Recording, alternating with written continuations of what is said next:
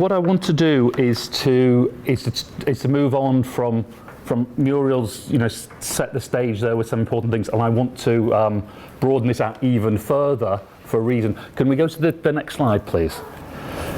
Because I want to place this in a double context.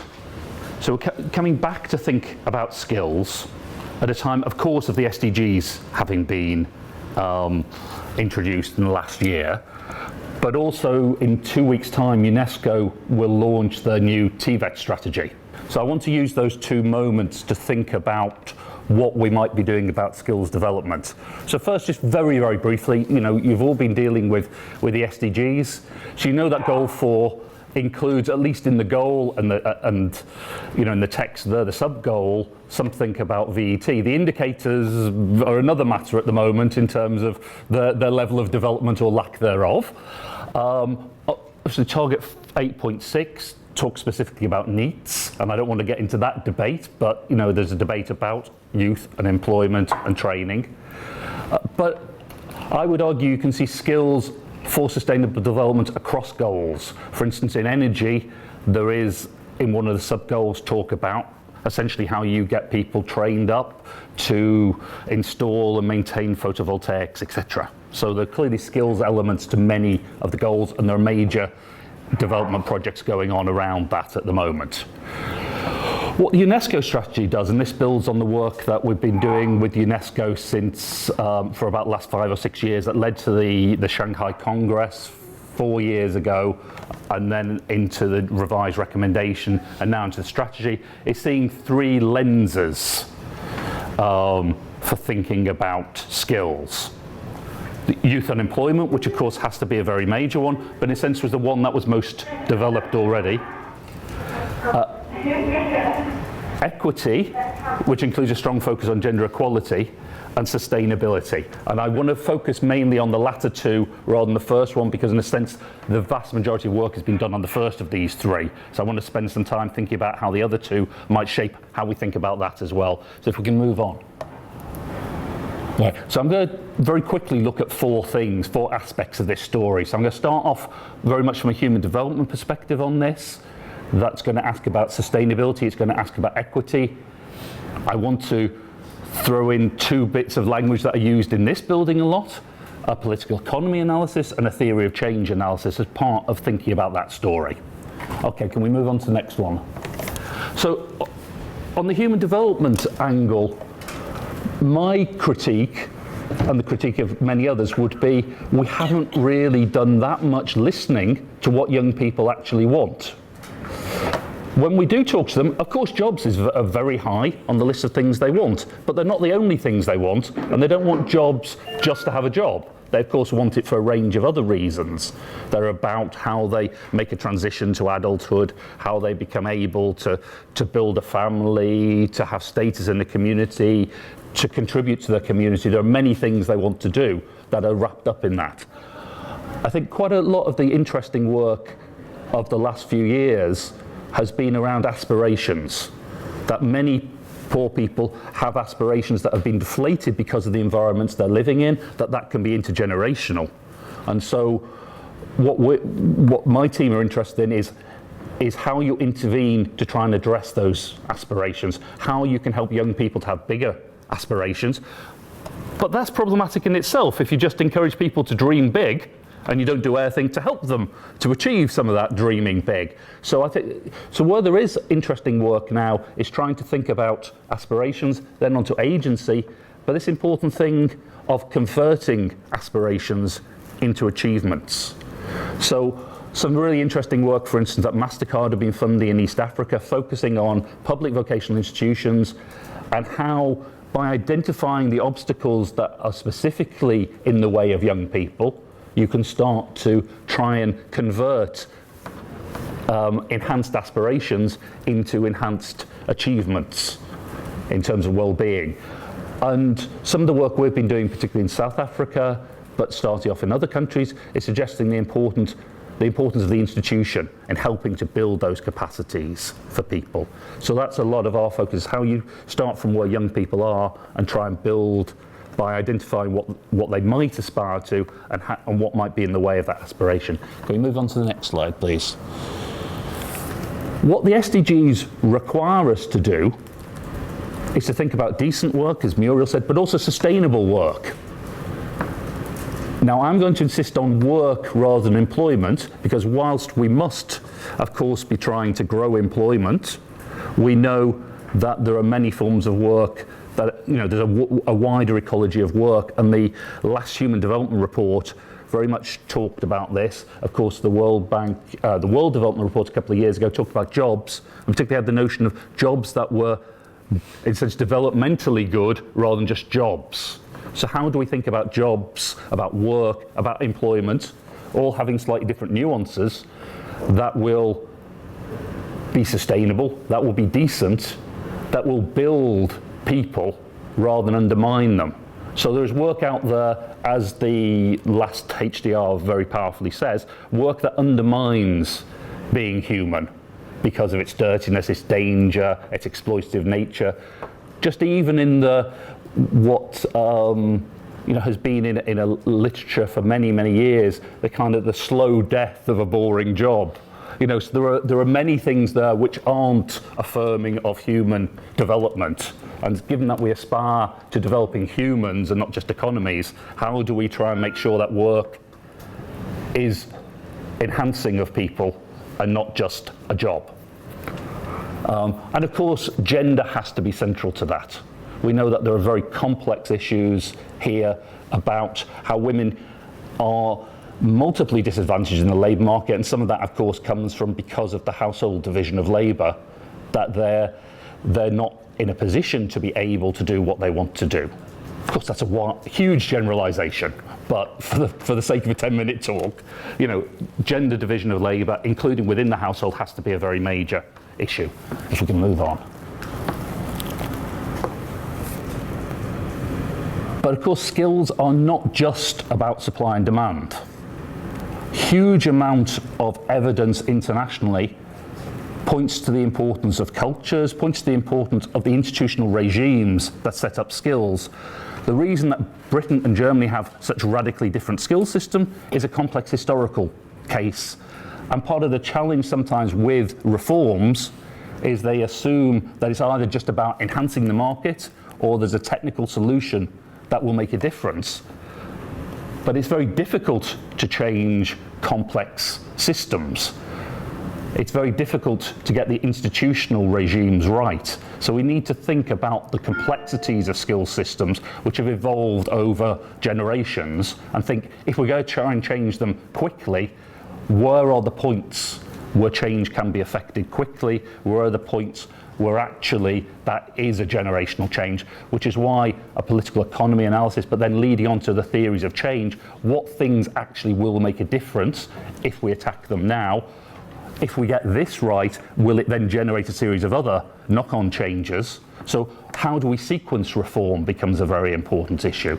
The country I've worked on most internationally is South Africa, where I worked with in the South African government. Our response to sequencing was, we'll do everything now. And 20 years on, of course, we've done very little of it in practice, because we tried, everything was important, everything was urgent, but we didn't have a proper theory of change, of how this would lead to that. We just need to do everything. And we didn't get very far with a lot of that. We're going to move on to the next slide. And we need to think about the interface of being pro-poor and green. So there's a lot of work on green skills being developed at the moment, but we know that whilst we must move to lower carbon trajectories, that there are potentially very major challenges in the short run, and those challenges are most likely to be felt by the poorest and most marginalised. We know that climate change will affect the poorest worst because they have the least resources often. But of course, the shift towards greener skills can also seriously impact on people, because they may be in indecent work, but it's work.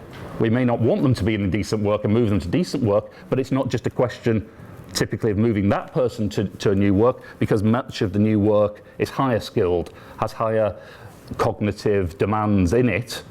So how do we move people to a greener economy without leaving the poorest behind?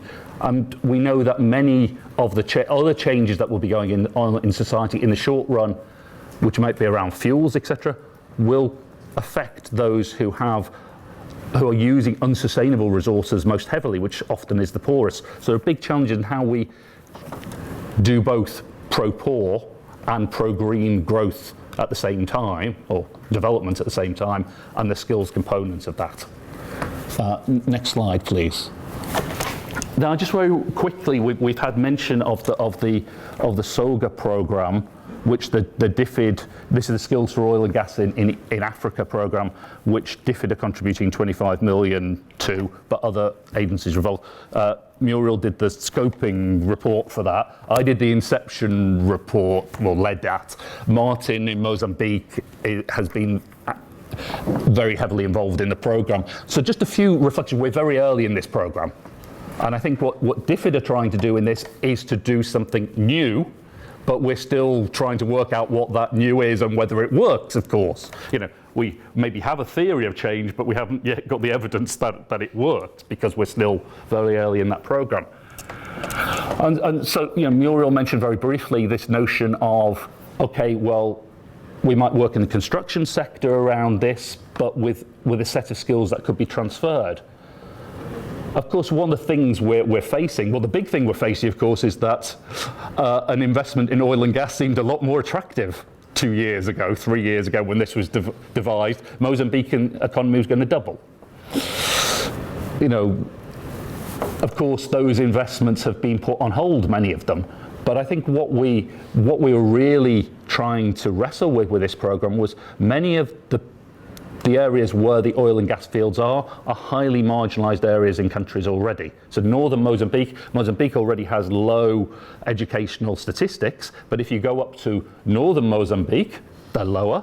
If you go into a Muslim community and you go to girls and women's education, you're going to some of the lowest figures in the world in terms of educational attainment. So what does it mean to say that you're going to intervene in skills for oil and gas in a community like that? So what are the local skills that are possible?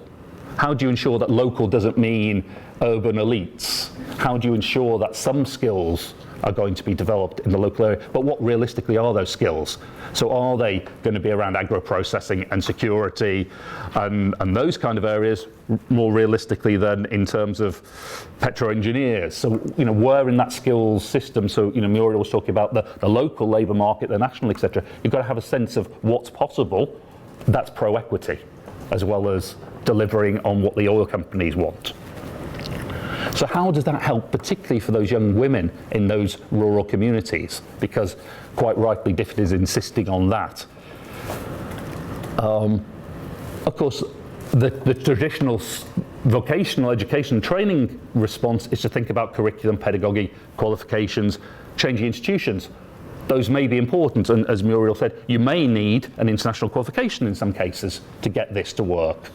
That's one of the things we're looking at there. You may need to reform institutions at the local level, but they may be only part of the story. I think one of the interesting other debates finding out in that program is, working with large private sector companies, is some of their internal tensions, it seems, between, do they turn up with their corporate social responsibility people, or do they turn up with their human resources people?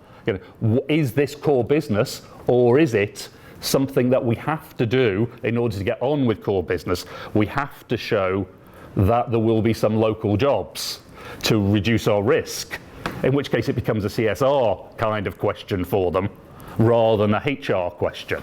And that has big implications for an organisation like DFID, who wants to work with private sector organisations. In what kind of conversation are you having? You come thinking you're having a private sector skills conversation, but you might actually be having a corporate social responsibility conversation. And of course that's, there are subtleties and gradations there, but it's an important thing to be kind of exploring. And that's, I think, one of my reflections on this programme, is the language has been slippery. The kind of people you're talking to moves around at times according to who you can get to a meeting. what are the key obstacles that really can be changed? Is it a matter of information? Is it a matter of attitudes or skills? Is it the institutions? Trying to identify what are the real problems that we can solve. You know, this is a 4-year program. We can't solve things that are 20-year projects. But what can we do in the short term that may then be generators of change, which leads me on to my last thing is, how do we tell a story in a program like this that is very much about theory of change, that we did this and that generated that. We tried it in this context, it didn't work. So why did it, imagine in 2 years' time, this works in northern Mozambique, but it doesn't work in southern Tanzania. Well, they're only 100 kilometers apart. Why?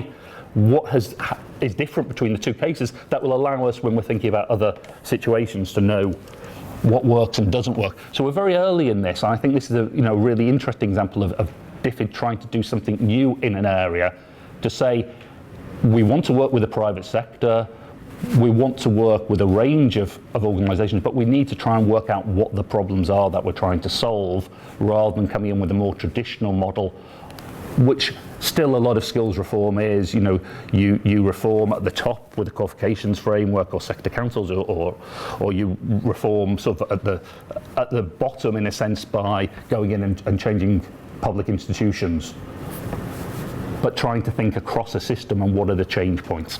So I think I'll stop there. Thanks.